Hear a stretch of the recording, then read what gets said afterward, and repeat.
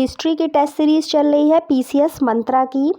और इसमें छोटे छोटे से 10 क्वेश्चंस रहते हैं ऑब्जेक्टिव टाइप, जो आपकी पढ़ाई का बेस बन सकते हैं। तो इनको आप रिवीजन के तौर पर देख सकते हैं। तो चलिए शुरू करते हैं। पैगंबर के सेनापति उपाधि का उपयोग किस सुल्तान ने, सल्तनत के सुल्तान ने किया? तो जो पैगंबर का है ये खुसरो मलिक, खुसरो शाह। तो खुसरो मलिक नसीरुद्दीन खुसरो शाह के नाम से सुल्तान बना था। इसका मेन नाम था खुसरो मलिक और ये नसीरुद्दीन खुसरो शाह के नाम से सुल्तान बना। इसने पैगंबर का सेनापति की उपाधि धारण की थी। मुबारक खिलजी ने उसे खुशरोखा की उपाधि दी तथा उसे राज्य का प्रधानमंत्री बनाया। मसाहत निम्न से संबंधित था। तो मसाहत जो है वो भूमि से संबंधित था। ठीक है। तो पैमाइश के आधार पर भू राजस्व का बंदोबस्त मसाहत कहलाता था। इसमें प्रति इकाई बिस्वा को आधार बनाया जाता था। अलाउद्दीन खिलजी दिल्ली सल्तनत का पहला सुल्तान था जिसने मसाहत को अपनाया था। ठीक है।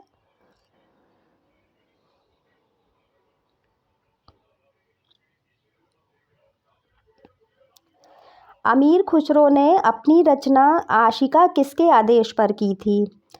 तो जो इसने खिज्र खान के आदेश पर इसकी रचना की थी। ठीक है। आशिका देवल देवी एवं खिज्र खान के प्रेम संबंधों पर आधारित पुस्तक है।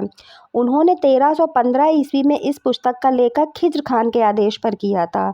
इसी में अमीर खुसरो कहते हैं कि यदि मैं भारत की प्रशंसा करता हूं तो मुझे पक्षपाती न समझा जाए। इस पुस्तक में अमीर खुसरो मंगोलों द्वारा स्वयं के बंदी बना लिए जाने की भी सूचना देते हैं। राष्ट्रकूट साम्राज्य का संस्थापक कौन था? तो ये दंती दुर्ग थे। ठीक है।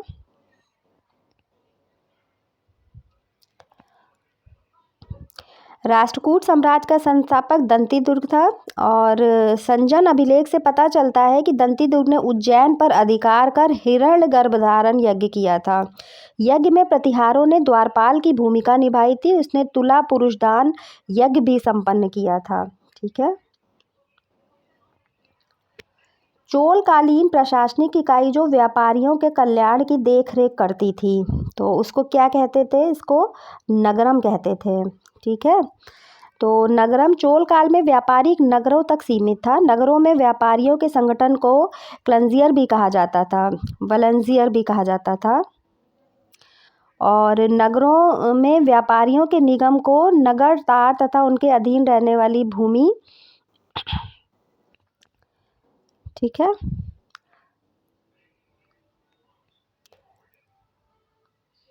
चंदेल साम्राज्य का जेजाक भुक्ति नाम किस चंदेल राजा के नाम से उत्पन्न हुआ? तो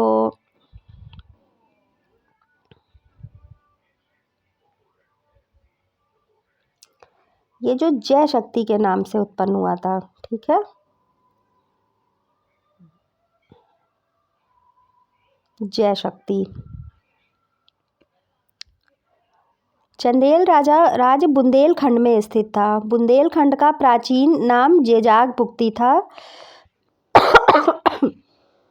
और ये जय शक्ति के नाम से उत्पन्न हुआ था। निम्न में से किस मुगल सम्राट को उसकी मृत्यु के पश्चात अर्श आशियानी कहा गया? तो ये अकबर को कहा गया था। ठीक है। क्यों कहा गया था? सामाजिक सुधारों को लेकर एक अलग स्थान है अकबर का।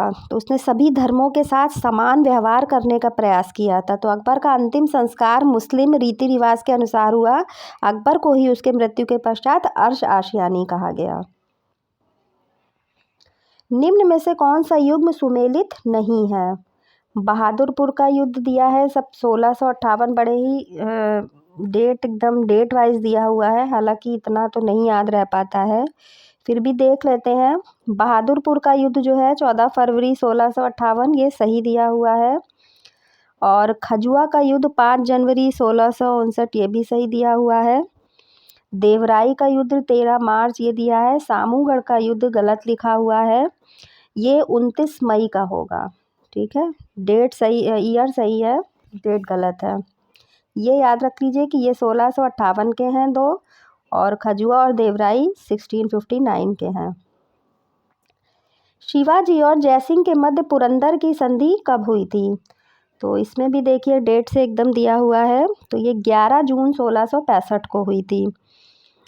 तो शिवाजी और जयसिंह के बीच पुरंदर की संधि हुई थी। संधि के कारण शिवाजी की छवि को बहुत नुकसान हुआ था। इसी संधि के फलस्वरूप शिवाजी ने अपने पुत्र संभाजी को 5000 घुड़सवारों के साथ मुगल सेना में भेजने की सहमति दी थी। बाबर का वजीर निज़ामुद्दीन बाबर के अंतिम समय में हुमायूं के स्थान पर किसे बाबर का उत्तराधिकारी बनाना चाहता था? तो ये किसे बनाना चाहता था? मेहंदी ख्वाजा को। ठीक है। बाबर का वजीर निज़ामुद्दीन एक योग्य प्रशासक एवं वीर योद्धा था। वह लगभग सभी युद्धों में सक्रिय रूप से भाग लिया था। निज़ामुद्दीन ही चाहता था कि बाबर के अंतिम समय में हुमायूं के स्थान पर मेहंदी ख्वाजा को उत्तराधिकारी बनाया जाए। तो मिलते हैं नेक्स्ट वीडियो में नेक्स्ट 10 क्वेश्चंस के साथ में। धन्यवाद।